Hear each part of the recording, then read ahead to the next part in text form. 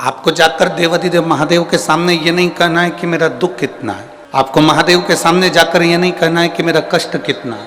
आपको तो महादेव के मंदिर में जब जाएं, भगवान शिव के मंदिर में जब जाएं, एक लोटा जल लेकर, जब अपने घर का पानी लेकर, घर का जल लेकर, मंदिर का जल नहीं, घर का जल लेकर जब आप देवाधिदेव महादेव के पास में पहुंचेंगे, भगवान शंकर को एक लोटा जल समर्पित करेंगे, तो महादेव उस जल से पहचान जाएंगे कि आपकी जिंदगी में तकलीफ क्या चल रही है, आपके जीवन में दुख क्या चल रहा है। पति को बार बार कहना पड़े कि मेरे सिर में दर्द हो रहा है, मेरे सिर में दर्द हो रहा है, मेरे सिर में दर्द हो रहा है, और पत्नी फिर दवाई दे या बाम की शीशी ला कर दे, वो एक अलग बात है। पति के सिर में दर्द हो, पति का चेहरा बता दे कि इसको क्या तकलीफ है, और पत्नी तुरंत दौड़कर पानी का गिलास लेकर आए या दवाई का बॉक्स, मेडिकल बॉक्स लेकर आए और अपने पति को पूछे कि लाओ मैं आपको कुछ दवाई दे दूं, आपका चेहरा अच्छा नहीं लग रहा है,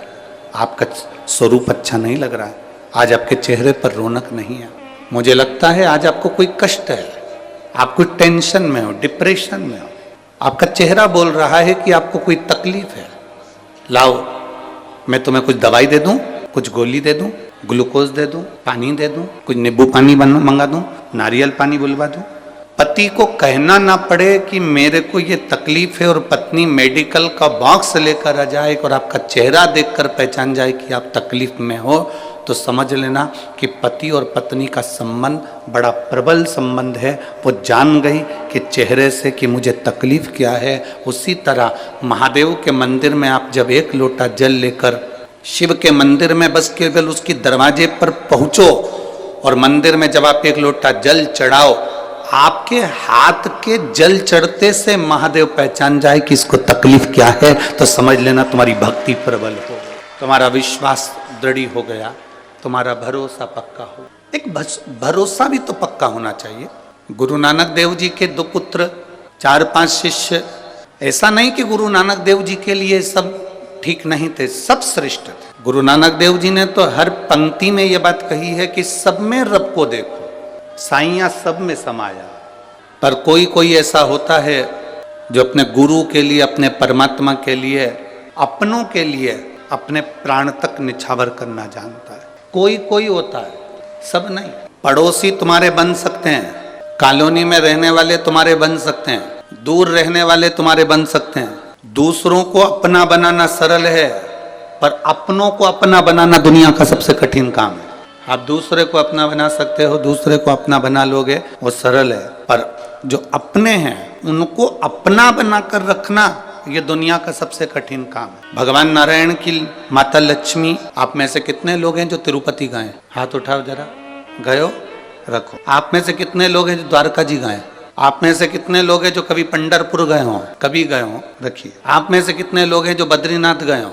बद्रीनाथ के मंदिर में, बद्रीनाथ जी के पास में लक्ष्मी जी बैठी हैं क्या? अरे बोलो तो जम के। नहीं। द्वारकाधीश में, द्वारकाधीश के पास में रुक्मणी जी बैठी हैं क्या? द्वारका जी के नजदीक में? नहीं। पंढरपुर में हरि विठल जी के पास में रुक्मणी जी बैठी हैं क्या?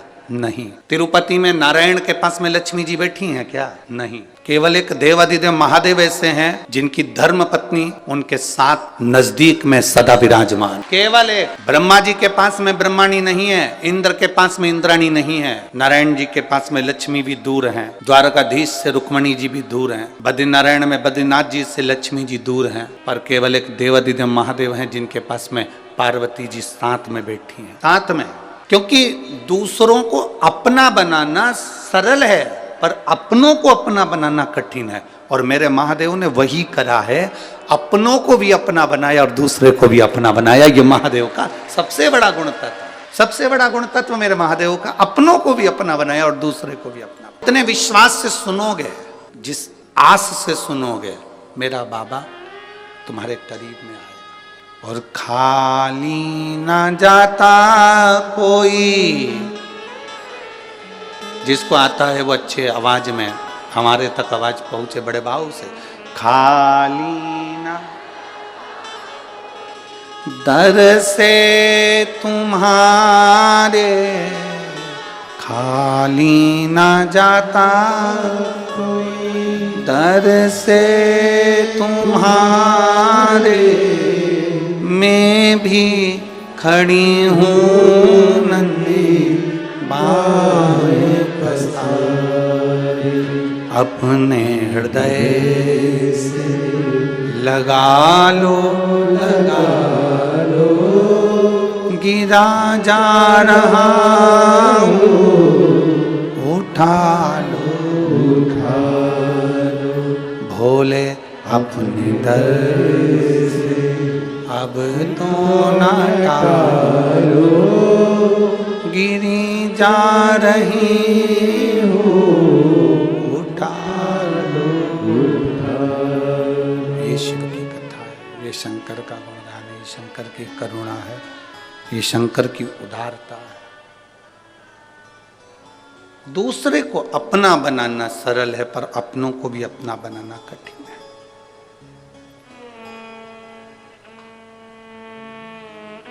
बहुत बढ़ोगे, ऊंचाइयों पर पतंग जाएगी तो काटने वालों की संख्या बढ़ेगी, पर हमें नहीं घबराना। आप ऊंचाइयों पर जा रहे हैं, अपनी मेहनत के बल पर जा रहे हैं, अपनी मेहनत के बल पर चल रहे हैं।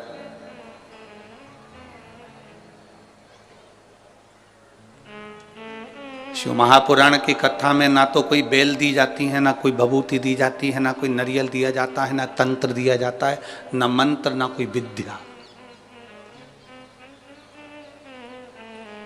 शिव महापुराण की कथा में ना कोई ढोंग होता है, ना कोई प्रपंच होता है। शिव महापुराण की कथा में तो केवल एक विश्वास होता है कि हम शंकर के मंदिर तक जाएं, बाबा पर एक लोटा जल चढ़ाएं, और तुम इस भरोसे पर मत रहना कि सियोर वाला महाराज तुम्हारे दुख को मिटाने के लिए आएगा। सियोर वाले महाराज को भी दुख आता है तो बाबा मिटाने के लिए आता है, तो तुम्हारा दुख भी वही मिटाने के लिए आएगा। किसी ढोंग और प्रपंच में नहीं फंसना हमको। केवल एक शंकर का दरवाजा ऐसा दरवाजा है, शिव का द्वार एक ऐसा द्वार है, जाना तो ढोंग है ना प्रपंच है। वहां कोई ढोंग प्रपंच नहीं है, केवल एक काम है, तुम्हारा एक लोटा जल और एक बेलपत्र। बेलपत्र भी तुम्हारे पास होए तो चढ़ाओ, नहीं हो तो मंदिर की बेलपत्र उठाकर धोकर वापिस मंदिर में चढ़ा दो, मेरा शंकर स्वीकार कर लेगा। उसको दिखावे से मतलब नहीं, उसको बिल्कुल दिखावा नहीं चाहिए। माता जी के मंदिर जाओगे, एक चुंदड़ी चढ़ाना पड़ेगी, चूड़ी चढ़ाना पड़ेगी, सुहाग सामग्री चढ़ाना पड़ेगा, हलवा पूड़ी का भोग लगाना पड़ेगा। भगवान नारायण के मंदिर में जाओगे, ठाकुर जी के मंदिर में जाओगे तो लड्डू का भोग लगाना पड़ेगा, पेड़े का भोग लगाना पड़ेगा, 56 भोग लगाना पड़ेगा। जितने मंदिरों में जाओगे कुछ ना कुछ देना पड़ेगा, पर महादेव के मंदिर में तो अगर आपके पास में एक लोटा जल हो तो चढ़ा दो, जल भी नहीं हो तो शिव जी की चढ़ी बेलपत्र वापिस चढ़ा दो, वो भी नहीं हो तो 3 बार ताली बजा दो, वो भी नहीं हो तो बम बम भोले बोलो और अपने घर को चल दो। इतने में शिव प्रसन्न,